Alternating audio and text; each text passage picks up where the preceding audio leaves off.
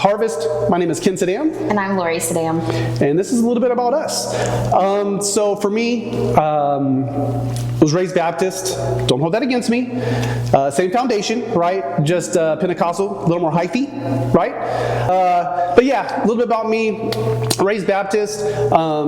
Accepted Christ when I was 15 at a Southern Baptist Youth Conference. But once I hit 18, I was like, yeah, you know what? I'm going to do my own thing. Didn't really want to listen to my parents anymore and the way they were trying to guide me and lead me. Thought I'd go ahead and just venture out and see what the world had to offer. Not much. A lot of partying, a lot of just all that type of activity and experiences. And then in 2004, my parents had invited me to come to Harvest. Was on fire, but still had one toe that was still out in the world, and eventually became an alcoholic, pretty bad. Had an experience where blacked out at a bar, woke up in a hospital. So eventually, I had flipped and rolled my SUV on Highway 80 and woke up in the hospital. And then from that day, been sober, April 27th, 2007. And then about a year later, on Labor Day weekend, a co-worker of mine invited me to a barbecue where I met my wife, Lori. So we got married. I grew up knowing there was a God, but not attending church or anything like that. I met Ken at the barbecue. He told me that he goes to church, and previously I was living up in Oregon making some not good choices. I was robbed at gunpoint, doing some not so savory things, calling my mom, crying, saying, I don't know why I'm here, I don't know what I'm doing. And she said, well, what are you missing? And I said, I'm missing God, I need God in my life. And she said, then come home. I sat crying because I literally left everything I loved up in Oregon, my pets, my chickens, my, everything that I knew, everything that I ever worked for was just gone. I would walk down to where my brother was working, and Ken was the supervisor there, and I was like, ooh boy.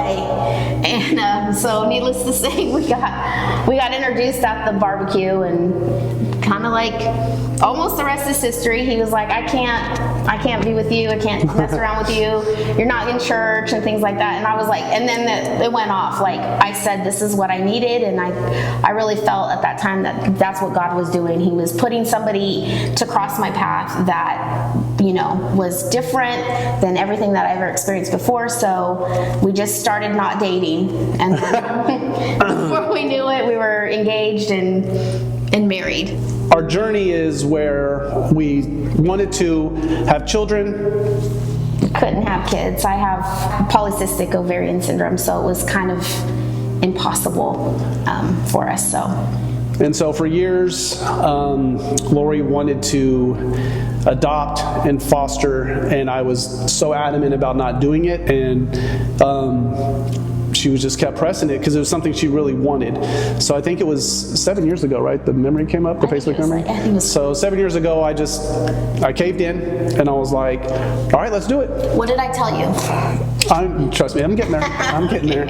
So the reason I caved in and everything, because I was always saying like, well, what if he says this and being adopted and everything, and then I'm not his real dad and everything like that. And she was like, and I think this is what you're referring to, but she was like, was it Moses adopted? And then I just shut up. And I was like, okay, well, I ain't got nothing on that.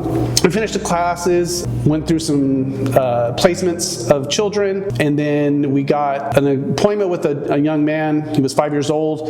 Thought that was going to happen, but then all of a sudden it just didn't. We were really devastated. We were really heartbroken. We were really loving him. We really thought we were going to be parents to an older child, and we were okay with that. Then we just got back-to-back placements, and I remember Ken saying, no more placements, let's hold off, because we were like literally a revolving door. And they called me and they said, we have a newborn baby girl, will you take her? Without my better judgment, I said yes, and then I told Ken, we're getting a baby girl.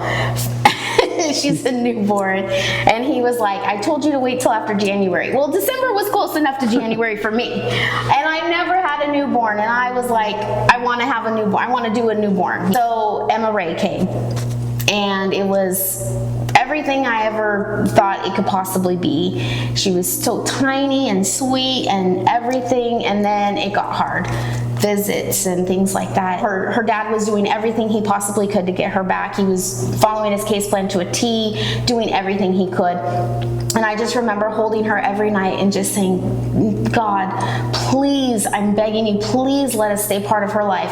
Everybody loved her. You know, Tim, Denise, aka Grammy and Grampy, just, they fell in love with her. She was just so sweet and cute, and just, I'd rock her every night and just say that prayer, please God, let us stay connected somehow. It was during one of our child family team meetings where her dad expressed that he really didn't have a support system, and immediately we both kind of spoke up and said, we'll be your support system, we'll be your family.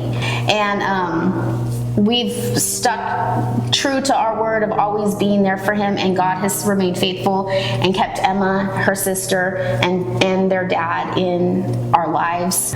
So Emma went home at about a year old, ripped my heart out of my chest. If I would have known that 5 years later she'd still be with me every weekend, I probably wouldn't have cried so hard. About 11 months after Emma went home, we got the call for Alexander. for Bugga. Bugga, yeah. We got the call for Alexander, and I said, Ken, it's a baby boy. I'm going to pick him up from the hospital. And Ken said, I'll support you with whatever you want to do. And I said, don't worry. It'll just be a few months. It'll just be a few months, maybe a year. And Ken, being supportive of me, said, okay. And it ended up being 3.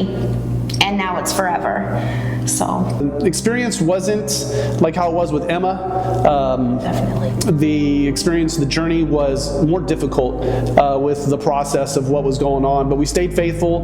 When he got dropped, when Lori picked him up and the first social worker came over, she told Lori that Alexander's home. We really held on to that. We really held on to that belief. And everybody would come, and, you know, workers and you know, everything kind of stayed positive, but they were trying, you know, reunification is always the #1 goal. Right. In any foster to adopt case. No matter how wonderful you think you are, it's always the priority to return the child. The enemy, I think Pastor, I think you said it a while ago, the enemy is good, but our God is better. Something along those lines. Sorry if I quoted it wrong, Pastor. And so the enemy can definitely get in your ear, but just shut that fool up and just believe in the promise of God that he'll answer your prayers. January 31st, 2025, Alexander became a sedan.